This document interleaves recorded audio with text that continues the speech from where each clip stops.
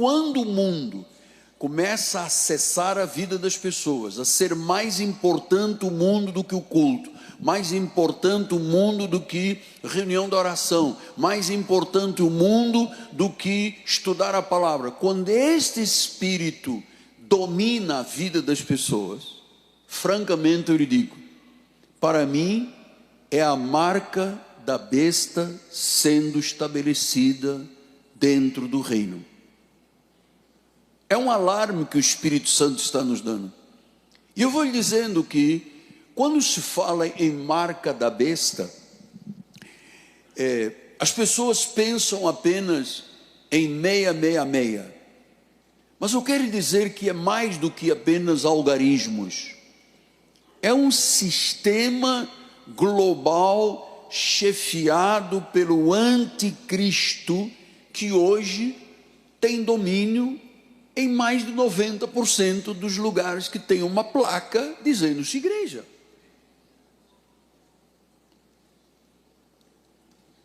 E este espírito do anticristo tem feito com que pequenos e grandes, ricos e pobres, livres e escravos, recebam essa marca do mundo. Diz em Apocalipse 13:16, várias vezes eu tenho abordado este assunto aqui durante o ano 2025, eu abordei 3 vezes. O que diz a palavra do Senhor? A todos, os pequenos, os grandes, os ricos, os pobres, os livres, os escravos. Quer dizer que o inimigo não aponta o seu canhão apenas para uma classe social.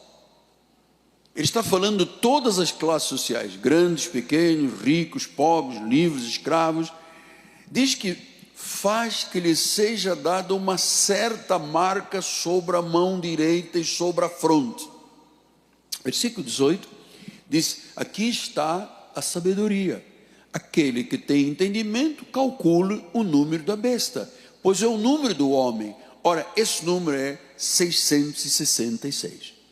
Os senhores sabem, nós temos literatura, eu apresentei há pouco uns livros que nós temos, 10 livros, 10 tomos, onde eu mostro com clarividência como é que a luz, com olhos da graça de Deus, você entende o Apocalipse. Você vai entender isto hoje.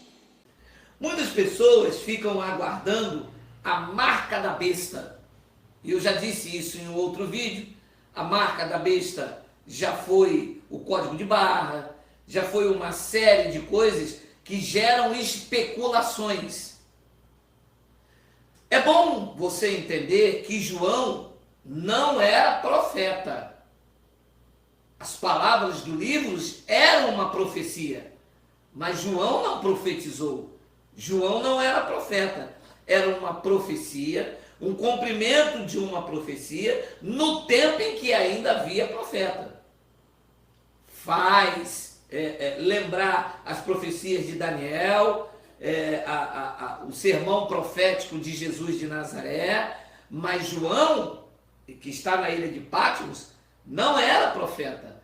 O último profeta foi João Batista. A lei e os profetas duraram até João. Então, o livro de Apocalipse não é um livro de profecia para os nossos dias, porque senão a lei e os profetas tinham que durar até a ilha de Patmos. João não está profetizando. João está mostrando o que o anjo está trazendo para ele nos acontecimentos que em breve, foi o que o anjo disse a ele, iriam acontecer. João não poderia ser um profeta e está olhando para uma data incerta, porque toda profecia tem o seu cumprimento. Então João não poderia sequer estar pregando a marca de uma besta, como eles acham que é um chip. Como é que João, na ilha de Patmos, sequer havia caneta, estava profetizando um chip, se ele não era profeta? A lei e os profetas duraram até João Batista, foi o último profeta da lei. Então ele está ali, o Apocalipse, ele está bem-aventurado que guarda as palavras da profecia deste livro, não é das profecias de João. O livro revelava um teor profético para aqueles dias. é o que estava acontecendo naqueles dias lá em Jerusalém. E ele narra isso até com uma certa maestria, as 7 igrejas que estavam na Ásia, fora de Jerusalém, para conhecer, aprove Deus mostrar isso a eles. Então, muito se fala da marca da besta. Ora, se o chip fosse a marca da besta, quem seria a besta então? Porque aqui fala da marca da besta. Por exemplo, caneta do Geraldo. Então aqui está a caneta, mas ela é do Geraldo. Se tem uma marca, cadê a besta? Tá, então o chip é a marca da besta. Aqui está o chip. E cadê a besta que é dona desse chip? Não faz sentido. Se o chip é a marca da besta, tá, o chip é a marca. E quem é a besta? Que cada vez que aparece uma novidade, cartão de crédito era a marca da besta. O telefone celular era a marca da besta. Aí o chip era a marca da besta. Então, para você saber o que é a marca da besta, é preciso você saber primeiro quem é a besta, né? O dono da marca. Não é isso? Então, olha o que diz Daniel, capítulo 7, versículo 17. Vamos ver quem era a besta. A besta era um nome, era como se referia a um animal feroz. João está usando o nome besta, besta fera, era muito usado na antiguidade, essa expressão besta ou besta fera. Paulo disse, eu lutei com feras, e Paulo não lutou mesmo com feras, né? Então era uma luta travada contra um ser humano raivoso, e era o que João está dizendo. A besta aqui é um homem. Ele viu o nome da besta, o número do seu nome, que é o homem. Então, a marca da besta, a marca vem e ela, o dono dela é um homem. Então, para você descobrir o que é a marca, você tem que descobrir o que é a besta. Então, primeiro, vamos saber quem era a besta nos dias de João. Dá para a gente ter um entendimento em Daniel, capítulo 7, versículo 7. Esses grandes animais, que ele estava falando ali de mais ou menos leopardo, enfim, alguns animais, esses grandes animais, que são 4, são 4 reis que se levantarão da terra. Ah, então, animal, na escatologia, na linguagem profética de Daniel, na profecia do livro e não de João, animal, besta, eram reis. Então, a besta de Apocalipse era quem? Era um rei nos dias de João. Confirma isso também Daniel, capítulo 7, versículo 23. Então ele disse, o 4º animal será um 4º reino na terra, o qual será diferente de todos os reinos, devorará toda a terra e pisará os pés e fará em pedaços. Depois lá em Apocalipse diz que esta besta, ela emergia do mar. E o que é mar na linguagem da profecia do livro e não de João? Olha lá, Apocalipse 17, versículo de número 15. Falou-me ainda, as águas que vistes, onde a meretriz está assentada, são povos, multidões, nações e línguas. Você vê, a Bíblia é um livro que usa linguagem de figura.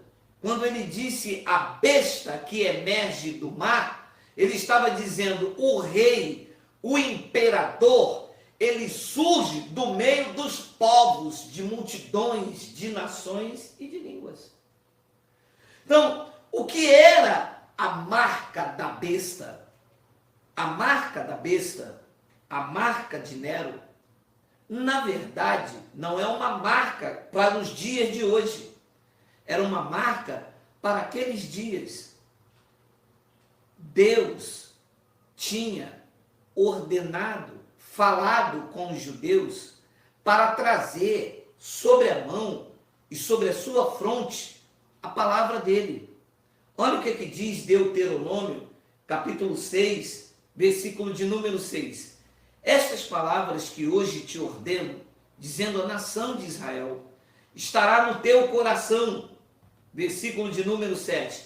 Tu as encalcarás a teus filhos, e delas falarás, assentado em sua casa, andando pelo caminho, ao deitar-te e ao levantar-te, também as atarás como sinal na tua mão e te serão por frontal nos seus olhos. Pode parar isso aqui.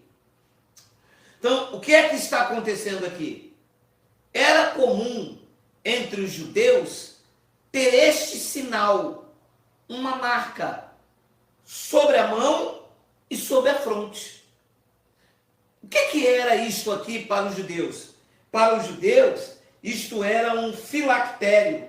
O filactério era um objeto colocado na testa, contendo um mino pergaminho com trechos da Torá.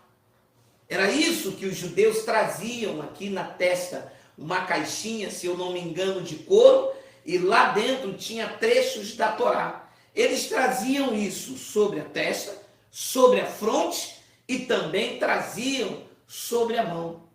Isto era honrar a Deus.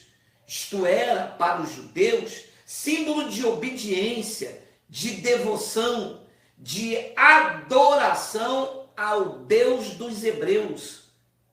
Isto era uma obediência ao que Deus tinha ordenado. Também as atarás como sinal na tua mão e te serão por frontal entre os olhos. Então, quando João diz que a besta estava ali colocando a sua marca no sinal, que ninguém ia comprar ou vender, isto não era de João para frente. João estava usando esse código, este enigma, porque era exatamente o que a besta, Nero, o imperador, o rei que emergiu do mar, das multidões, poderoso, tinha o poder de outros 4 reis, tal era o seu poder. Nero estava ali querendo para si a adoração que os judeus davam a Deus, a adoração que dava a ele. E como é que Nero fez isso? Através do poder financeiro.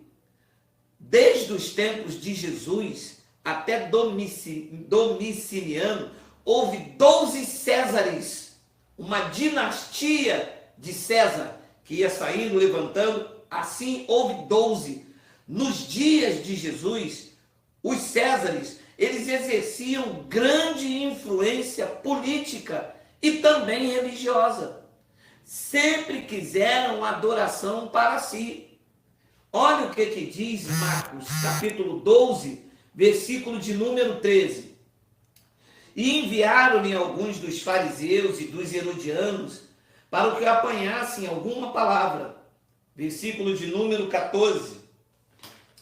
Chegando, disseram-lhe: Mestre, sabemos que és verdadeiro e não te importas com quem quer que seja, porque não olhas a aparência dos homens, antes, segundo a verdade, ensina o caminho de Deus.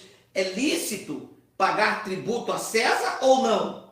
Devemos ou não devemos pagar? Disse então, mas Jesus, percebendo-lhe a hipocrisia, respondeu: por que me experimentais? Trazei-me um denário para que eu veja. O que era um denário? O denário era uma moeda que os imperadores, da maneira que ia tendo o seu reino, iam cunhando as suas moedas, colocava o seu rosto, botava ali a sua face e escrevia alguns dizeres. Nos dias de Jesus, eu não me engano se era Augusto, César Augusto, Jesus disse: mas percebendo-lhe a hipocrisia, alguém quiser me ajudar depois aí, verifica para mim se era Augusto César, o imperador nos dias de Jesus.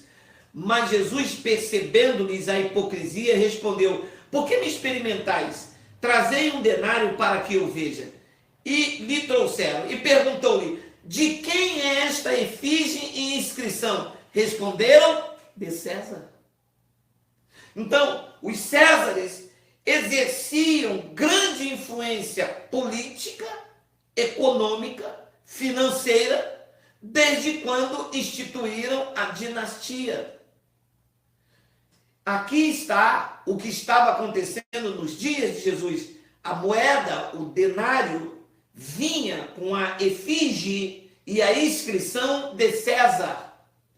Nos dias de Nero, César, quando ele assume o reino, quando ele emerge do povo, ele então manda cunhar, manda fazer uma moeda com a inscrição César é o Senhor. De um lado tinha essa inscrição e do outro tinha a sua imagem. César obrigou naqueles dias que todos, grandes, pequenos, ricos, pobres, comprasse e vendesse com a sua moeda. Esta atitude era uma afronta ao Deus vivo e uma afronta ao judaísmo que insistia em servir a Deus. Alguns dos judeus adoraram a imagem, a efígie. Alguns dos judeus não se renderam à imagem da besta. Outros, por causa da famigerada, da ganância financeira e do poder e influência econômico que essa moeda exercia politicamente e economicamente, se entregaram a isto. Então não era uma marca marcada na mão, era alguém que a respeito, a comparação do filactério dos judeus, Nero estava exigindo a adoração para si. Numa afronta ao Deus de Israel, Nero estava dizendo, Nero é o Senhor. Adorar a imagem é ser presa ao dinheiro, ao consumismo. Era isto que João estava relatando na ilha de Patmos. A igreja evangélica, durante anos a fio, ficou, olha aí, é código de barra, é a marca da besta. Olha aí, o presidente que saiu antes desse aí, aquele Michel Temer.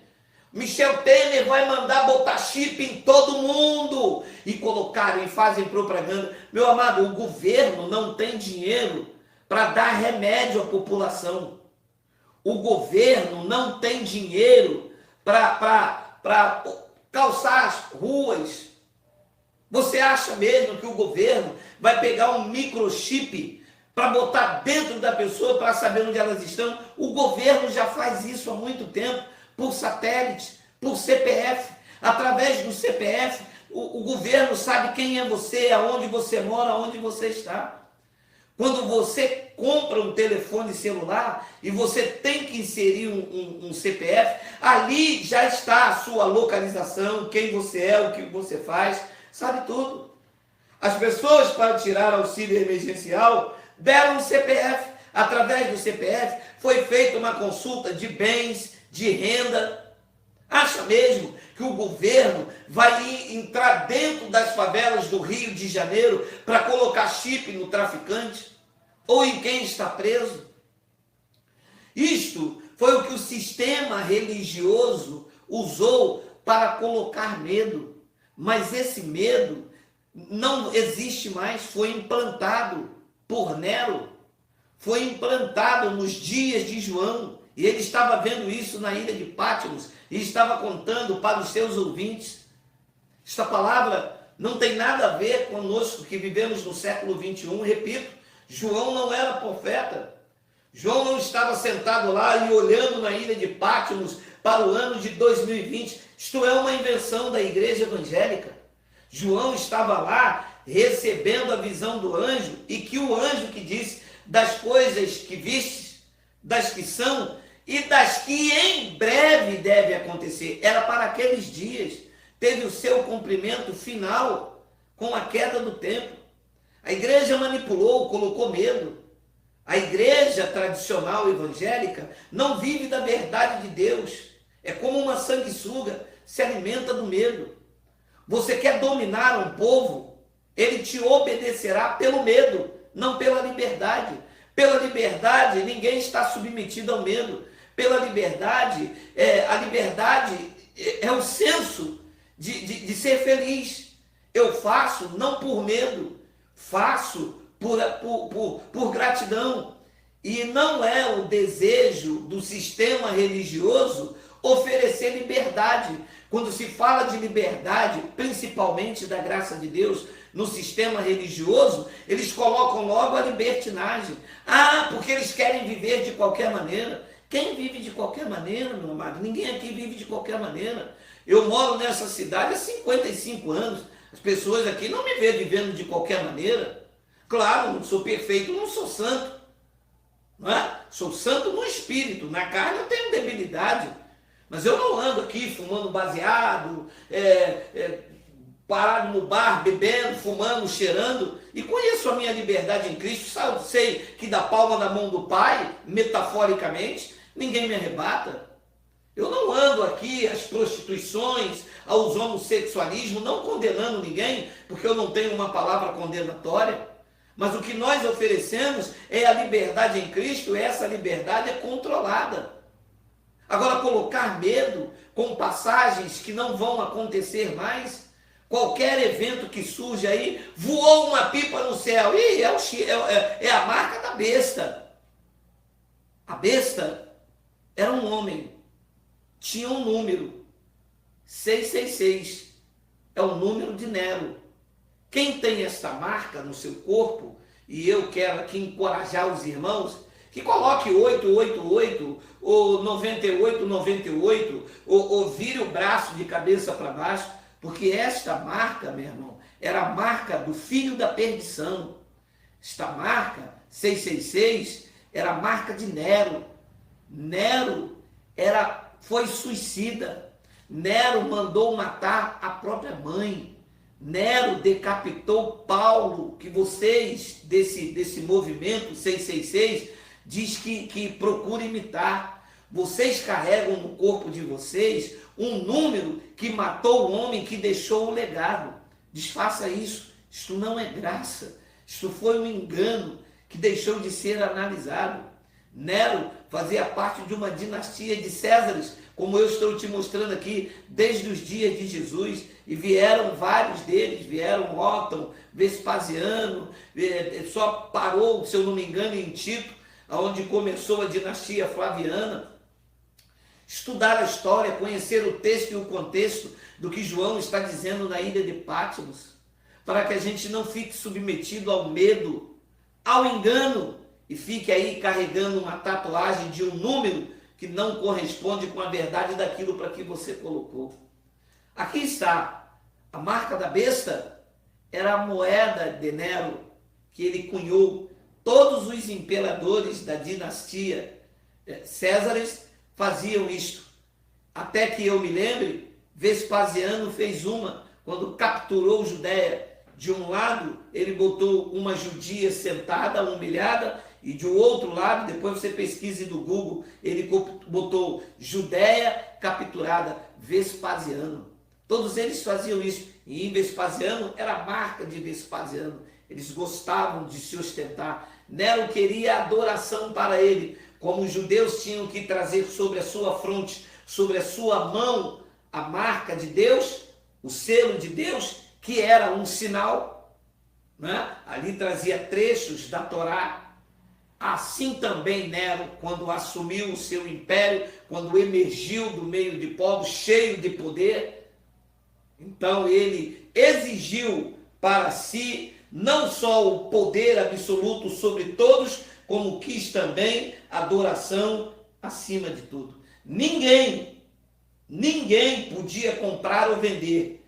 A moeda de Nero se tornou obrigatória para compra e venda, para livres e para escravos, para grandes e pequenos, para os poderosos, para os ricos.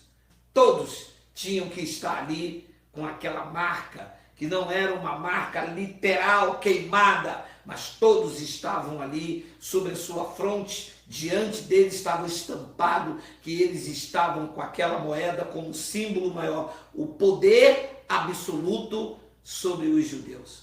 Esta é a verdade, esta é a maior coerência, uma das maiores, que eu não sou o único que prego isto, esta é uma coerência plausível do que pelo menos tem que ser apresentado como tatuagem no corpo, uma coerência plausível do que tem que se mostrado como chip, como código de barra, como um monte de especulações que fogem do contexto histórico e do sentido literário que João apresenta aos irmãos que estavam na igreja da Ásia. Fica por aqui este entendimento.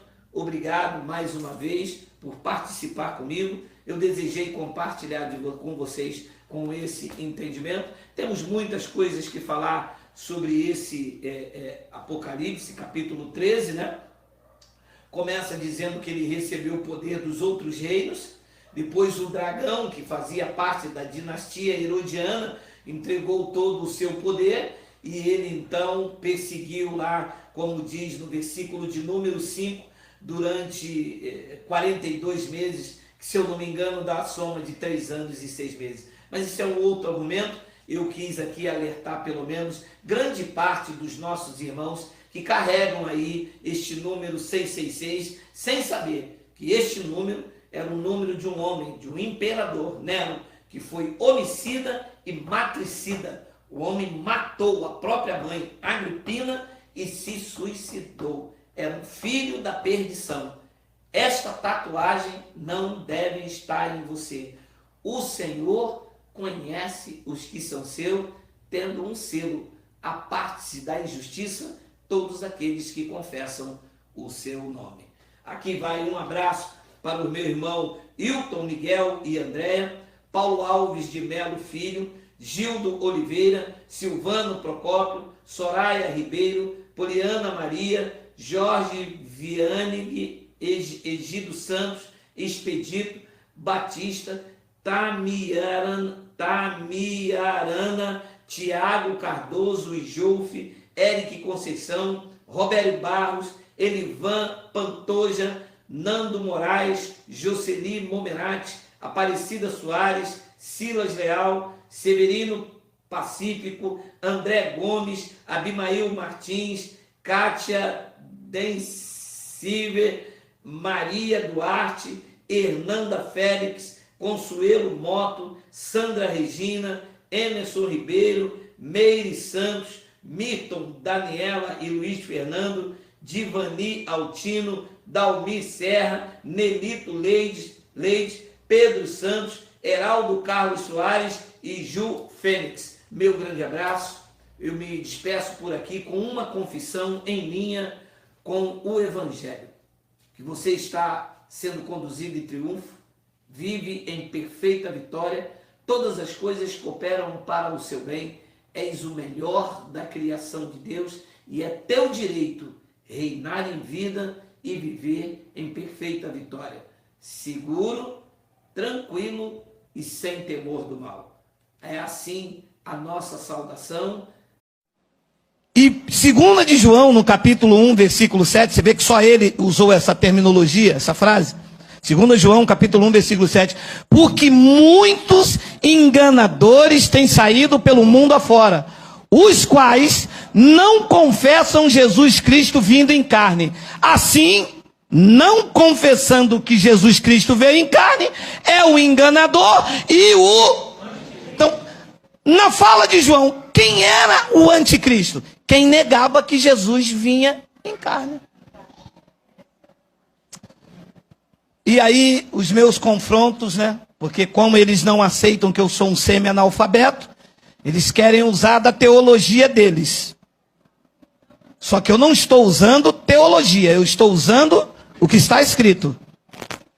Eu não tenho nada a ver que se os doutores aprenderam, porque é assim que tem que ser, que eu quero mudar, que eu quero acabar com a teologia da igreja. Eu não quero acabar com nada. Eu quero abrir a Bíblia, analisar o que está escrito. Nesta minha análise eu vou encontrar pessoas que pensam igual a mim. pode me ameaçar, pode falar, pode pular, pode fazer mimimi, ninguém vai calar a minha voz. Diz aqui que os quais não confessam Jesus Cristo vindo em carne. Assim é o enganador e o anticristo. O que é que está acontecendo nesse ambiente que João está escrevendo isso? Havia nos dias de João um grupo religioso conhecido como docetas. João está combatendo este grupo, os docetas. Os docetas eram um grupo que afirmava que Jesus, o Messias, não poderia habitar numa matéria corrompida. Sendo assim, Jesus de Nazaré não era o Cristo, não era o Messias, porque segundo os docetas, ele veio somente em espírito. Isto estava contaminando e João está combatendo este grupo. Então este grupo estava dizendo que o Messias não veio em carne. E João está dizendo, este então é o enganador e é o anticristo. Agora preste atenção. Anticristo quer dizer contra Cristo. Opositor, no grego, opositor a Cristo. Antibiótico, para combater uma enfermidade. Antiterrorismo, para combater o terrorismo. Antiterrorista, para combater o terrorismo. E anticristo, estavam se opondo a Cristo, dizendo que Jesus não tinha vindo em carne. Então nada mais, nada menos do que isto. Mas fizeram disto aqui uma doutrina, uma palavra que só aparece 4 vezes na Bíblia. E esta semana eu fiquei vendo os vídeos. Olha, doutores, homens letrados, que falam aramaico, grego, dizendo, o anticristo quando vir, vai fazer isto, vai fazer uma paz com Israel. Ele vai entrar no templo de Deus. Mas isso não tem na Bíblia. O que tem na Bíblia é o que está escrito. Diz que o anticristo era um enganador. 1 de João 2,18 nós já lemos, Miguel? Não, 1 de João 2,18. Olha lá, olha lá. Agora olha essa. Filhinhos, a hora ainda vai demorar. Então eles estavam vivendo a última hora. E como ouviste que vem o anticristo, não virá, vem. Também agora, grifa o outro. Aqui, lindo. Muitos anticristos. Era um só?